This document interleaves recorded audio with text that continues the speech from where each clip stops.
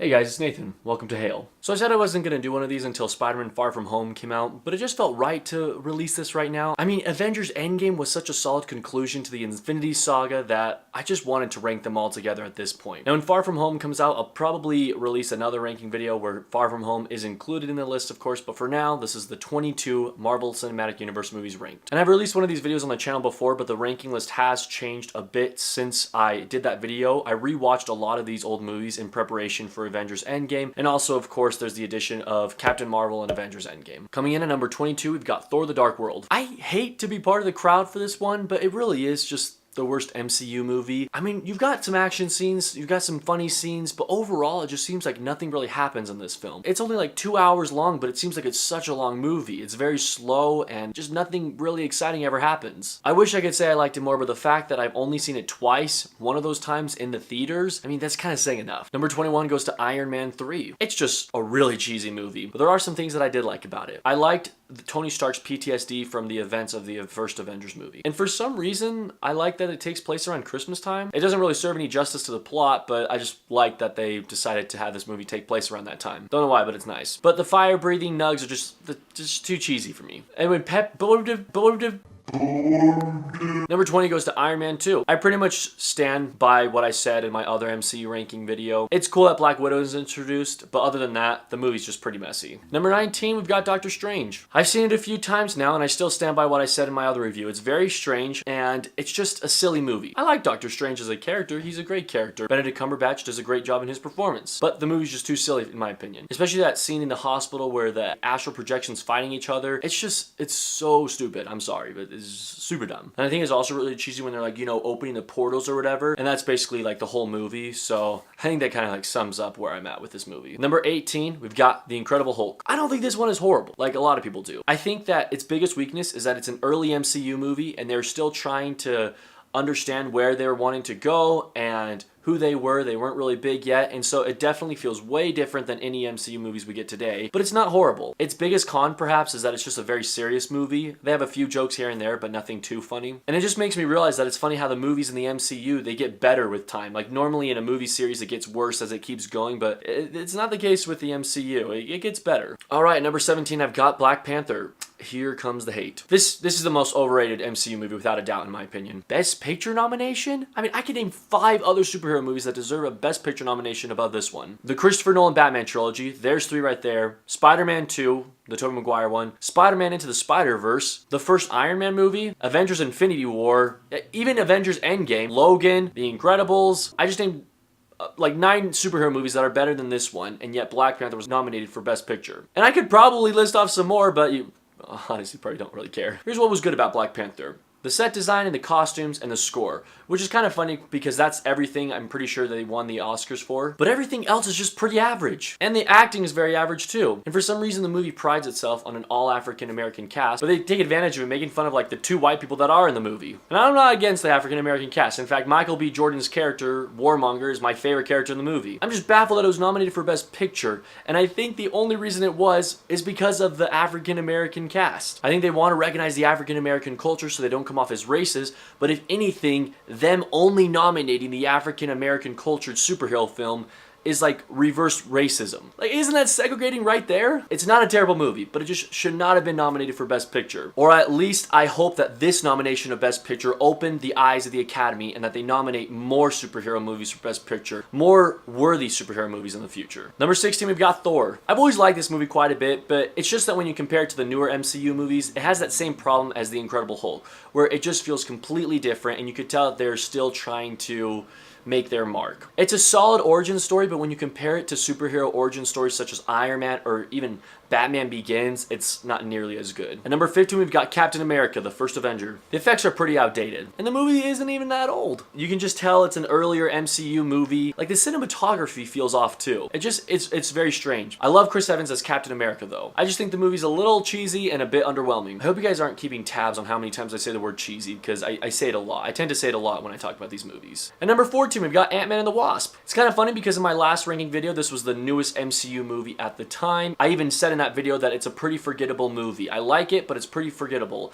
And I still stand by that. I think it's one of Marvel's best forgettable movies. So I still like it, but it's just very easy to forget amongst all the other movies that have come out. And I say more about it in my other ranking video, but I loved the Wasp and the bigger role that she played in this movie. And of course, I love Paul Rudd as Ant-Man again. It was a solid sequel. Not as good as the first one, but still good. Number 13 is Captain Marvel. I like this movie. I feel like this is a very hit and miss movie. Some people love it, some people hate it. I'm right in the middle. I enjoyed it. I loved the 90s vibe that they had in it, and the score was really good as well. But it just kind of annoyed me how much they throw in our face feminist movement. Like, we get that she's a girl superhero, but we don't need it thrown in our face. Star Wars The Force Awakens is an excellent example of a movie where it's a female-led movie and it's amazing, and they don't throw it in our face that she's a female. Captain Marvel was throwing it in our face like none other, especially when they played I'm Just a Girl by Gwen Stefani. That was my least favorite scene in the movie, and it should have been the best scene in the movie because it's when she's fighting everyone. So it should have been a really good scene, but it just kind of annoyed me because they're just throwing it in our face, and I don't think they need to do that. I think it can still be a very effective and very good movie without doing that. At number 12, we got Avengers Age of Ultron. I still remember the original trailers for this movie where you see Ultron and he says, "There are no strings on me." Like, the hype was so real for this movie. And it's good. It's not horrible, but it's not amazing either. It's actually pretty forgettable. Ultron is a pretty cool character. I like him. But the thing is, he's kind of a throwaway character. We never see him after this. I mean, technically his head is in Spider-Man Homecoming, but other than that, he's gone. But there are really cool action scenes in this movie, really cool locations as well. But overall, I feel like this was a movie that they released just to remind us that the Avengers are still out there. Like, yes, it adds things to the MCU, of course. It adds new characters and it changes some plot points in the whole cinematic universe. But overall, it's just kind of a reminder that, hey, we're the Avengers.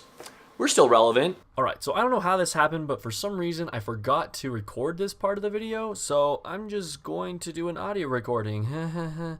Yay. So number 11 goes to The Avengers. The Avengers is a good movie for the fact that it's the first time we see the heroes all together. The hype was so real for this film, and I still have great memories of seeing it premiere night. But the jokes are pretty outdated, and the characters aren't as developed as later films, so honestly, I prefer later films to this one. Glad I got that off my chest. Number 10 goes to Captain America Civil War. I've talked about this movie a few times on this channel, I'm pretty sure. It's a movie that I enjoy, but I've always found the plot very cheesy. How they're willing to risk each other's lives in fighting just because they're not willing to sign an agreement paper. It's pretty far-fetched. But like I always say, I love the airport scene. I also love Spider-Man's introduction. He's my favorite superhero, so seeing him added into the MCU is amazing. And it kind of tears at your heart seeing Iron Man and Captain America fight the way they do in this movie. But, you know, that's what happens when your best friend allegedly kills your parents. Number 9, we've got Ant-Man. Paul Rudd is hilarious. Like, Paul Rudd's great. I love Paul Rudd. And why is it that Ant-Man is so underrated? I think it's because they always release these movies after an Avengers movie. Maybe if they release it at another time of the year, it'd be more memorable. But I love the first Ant-Man. It's a fun heist movie, and it should be such a stupid movie, and there are some dumb elements to it, but it's just a fun time overall. Just stop releasing these movies after Avengers movies. I don't think we'll have that problem anymore. Number 8 goes to Captain America the Winter Soldier. This to me is the first good entry of the Marvel Phase 2. I mean, the opening sequence alone when they board that ship is better than both Iron Man 3 and Thor the Dark World, like, combined. Right off the bat, it sets itself up as a high action-packed film filled with a lot of cool fight scenes. And I never picked up on this before because there wasn't really any reason to, but it's cool how they mentioned Dr. Stephen Strange in this film. It's when they're about to throw that guy off the roof. They ask about who he has eyes on, and Stephen Strange is briefly mentioned. That's really cool because this movie came out 2 years prior to Doctor Strange, so I just love how detailed the MCU is and how mindful they are of their future movies as well. And I like how this movie introduces a lot of weaknesses to some characters. Like, you see a much weaker side to Black Widow for the first time, and you also see a much weaker side to Nick Fury. Those are both characters that come off as very strong, kind of stubborn, but you see a weaker side to them in this movie, and I like that a lot. And it might sound weird that I like that, but it just adds for more character development. It makes me care about the character even more. Number 7, we have Guardians of the Galaxy Volume 2. I love Guardians of the Galaxy Volume 1, and this movie gives us even more of that whole entire world. We see more beautiful visuals, more planets, more characters introduced, and we also get character development. I've mentioned this in the past, but you get a lot of character development in Rocket specifically. And he's always been my favorite Guardian, seeing how my favorite animal is a raccoon, and Rocket is just basically awesome. So obviously I love seeing more character development in him in this movie. I mean, the movie ends with Rocket crying, a freaking raccoon crying, and you feel for him. You feel sad for him, and you love the Guardians, and it makes me, I'm just so excited for Guardians of the Galaxy Volume 3. And I have a few predictions of what it might be about, but we won't talk about that in this video. Alright, number 6 goes to Iron Man, the one that started it all. You know, it gets me a little bit emotional thinking of this movie. Just the fact that it started out this humongous cinematic universe. I just think of Tony Stark in the caves, clanking metal, building his Iron Man suit for the first time. And you can't help but display this higher on the list because it's just such a landmark for the entire cinematic universe. And a lot of people didn't think it would be that good, and look what it came out to be. It's an amazing movie on its own, but it's also the start of the most intricate movie franchise of all time. And pretty neat how so many MCU movies have come out, and it's still one of my favorites. Number 5, we've got Thor Ragnarok. Now, if you've watched my other MCU ranking list, I think this was around 11 or 12. This was a little lower on the list. I rewatched it, and I absolutely loved it. I honestly didn't have too many cons with it at all, actually. Thor Ragnarok deserves some kind of prize for funniest MCU movie because it is hilarious from start to finish. It's just so funny. You get new characters and you get new jokes, and they play off of old jokes, and it's a blast. I felt like it was too much like Guardians of the Galaxy when I first saw it, but after a rewatch, it's still Thor. It's just much zanier and funnier too. As I said, the humor's great, the plot is good, the score is amazing, and just about everything worked for me in this movie. Including Hulk being a larger character than he's ever been before, besides Incredible Hulk, of course. And also Valkyrie being introduced, that's great. And even characters like Korg or the Grand Master, you know, the Jeff Goldblum guy. And number 4 goes to Spider-Man Homecoming. It should be no surprise that this is high on my list. I love Spider-Man, and so of course, an individual entry for him, I mean, it was obvious that it was going to be high on the list. What makes this film so good is that it's like a John Hughes film. It's like a John Hughes superhero film, and that's exactly what they were going for, and it feels like that too. I love the high school theme in it, and the things that Peter Parker has to deal with. It portrays a much more innocent Peter Parker to us, one that we've never really seen before. More humorous. We don't ever really see him deal with any big trials, and that kind of bothers me a little bit. And I said in my last MCU ranking video, but I'll say it in this one again, I hope that in Spider-Man Far From Home, they build off of that. I hope that we see more trials for Peter Parker, that we see a little bit more character development where he has to endure the effects of Endgame. The entire tone is just very relaxed, very chill, very laid back. Like, the end credit song is Blitzkrieg Bop. The whole movie just feels like it's unlike any other MCU movie. Number 3 goes to Avengers Infinity War. This was number 1 the last time I made one of these lists, but it changed a little bit. I saw it a few more times, and I still love it, but not that number 1 spot anymore. But, fun fact, it does hold a record for most times I've ever seen a movie in the theaters. 4 times, baby. Just like the first Avengers was a great scene because you see all the original 6 together for the first time, Avengers Infinity War was amazing because you see everyone together for the first time. Like, you see the Guardians of the Galaxy interact with Tony Stark, and you see Black Panther interact with, I mean, you already saw that in Civil War. It's great to see all of them fighting side by side. And the plot is just so detailed. I mean, they've had so many movies leading up to this point already that now that we're finally here, it just delivers. It exceeds expectations, and you can't help but just smile, especially in that Wakanda fight scene, in that scene where they fight Thanos on his home planet. Plus, I owe it to this movie for me having one of the most shocking movie experiences I've ever had in my life. When the movie first ended, I just sat there. I didn't know what to do. I was shocked. I wasn't expecting that kind of ending, and I enjoyed it. It was awesome. The ending is so iconic that they have freaking memes. Everyone's snapping. Everyone's saying, "I don't feel so well, Mr. Stark." Like, it's great and really sad at the same time. Alright guys, so number 2 goes to Avengers Endgame, the newest Marvel movie to be released. I've seen it twice now, and I feel like I definitely have more closure than the first time. The first time is just such an interesting experience with any movie, especially any movie in the MCU, because you don't know what to expect. And so when you finally see it, you can kind of think about it and everything, but a second viewing helped me a lot because I knew what to expect. But regardless of where it stands on this list, whether it's number 2 or number 22, it is the most heroic movie on this entire list, I would say. The sacrifices that are made in this film and the whole entire theme of whatever it takes is so powerful. I don't think I've ever been more impacted by a superhero movie than I have in this one. Because you care about the characters and you love them so much. And so the way they tie up all the loose ends of these characters is just marvelous. Marvel!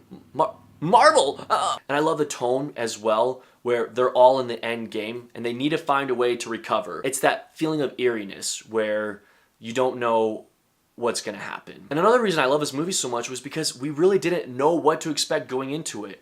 we didn't really have any plot details. I mean, the marketing was so secretive that you didn't know what the movie was going to be about until you're actually sitting down in the theater watching it. And I talk more about my thoughts for Avengers Endgame in my spoiler-filled review, so definitely give that a watch. But I will say that the shot, and this is in the trailer too, so it's not a spoiler, but the shot of all of them walking in those red and white suits is one of the most iconic shots in the whole entire Marvel Cinematic Universe, in my opinion. But my number one MCU movie has got to go to Guardians of the Galaxy. It's kind of funny how I have a poster right behind me, but I'm not using it in the video. Part of the reason I love Guardians of the Galaxy so much is because you see this gang of rascals, of losers and rebels, team up together and they become a family. Like the most surprising family you would ever expect. And I think that's why it beats Avengers Endgame just by a little bit, because this movie's a little bit more personal to me. Endgame is a perfect closure film where you see all the characters you love and you can say goodbye to them, and you can also open up chapters for new characters. Guardians of the Galaxy really focuses on just the Guardians, of course, and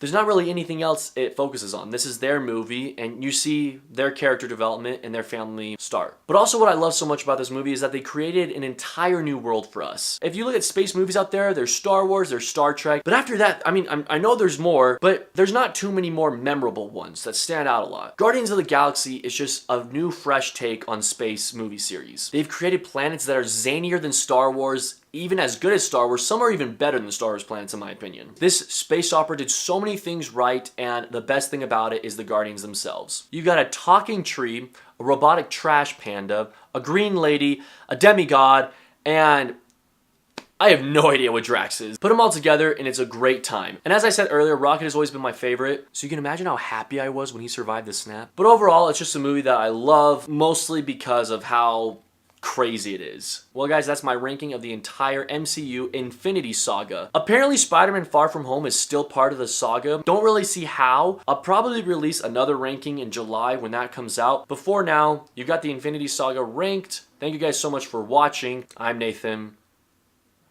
Get the hell out of here.